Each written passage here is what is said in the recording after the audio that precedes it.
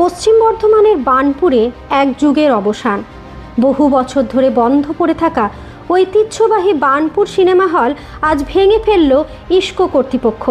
এলাকার বহু মানুষের স্মৃতি জড়িত এই প্রেক্ষাগৃহে ভাঙার ঘটনায় আবেগঘন পরিবেশ তৈরি হয়েছে। একসময় বার্নপুর ও আশেপাশের এলাকার মানুষের বিনোদনের অন্যতম কেন্দ্র ছিল এই সিনেমা হল। নতুন বাংলা, হিন্দি ও ইংরেজি ছবি দেখতে প্রতিদিন ভিড় জমাতেন দর্শকরা।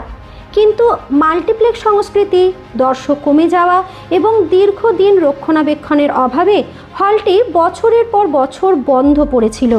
আজ ইস্কো কর্তৃপক্ষ নিরাপত্তা এবং ভবিষ্যৎ উন্নয়ন পরিকল্পনার অংশ হিসাবে পুরনো ও জরাজীর্ণ এই ভবনটি ভাঙার কাজ শুরু করে। ভারী যন্ত্রের সাহায্যে কয়েক ঘন্টার মধ্যেই ধীরে ধীরে মাটিতে মিশে যায় একসময়ের ব্যস্ত প্রেক্ষাগৃহ। স্থানীয়দের একাংশ জানান, একটি ভবন ভাঙল ঠিকই, কিন্তু তার সঙ্গে জড়িয়ে থাকা বহু বছরের স্মৃতিও যেন হারিয়ে গেল।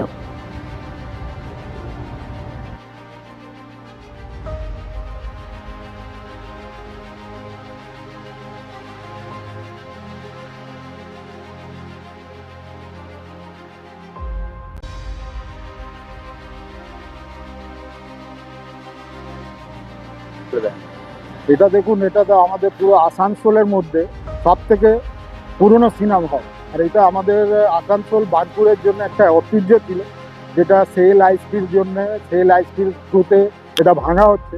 ওনাদের বক্তব্য হচ্ছে কি এখানে ইস্কো এমপ্লয়ারদের জন্য 7তলা ফ্ল্যাট হবে, ইস্কো এমপ্লয়ারদের জন্য, ওদের থাকার জন্য। সেই কারণে এটা ভাঙা হচ্ছে। এটা বহুত দিন থেকে ইস্কোর সঙ্গে কেস চলছে, ঠিক আছে। আমাদের ছোটোবেলার থেকে এটা দেখা বহুত স্মৃতি আছে, বই দেখেছি পুরনো প্রচুর।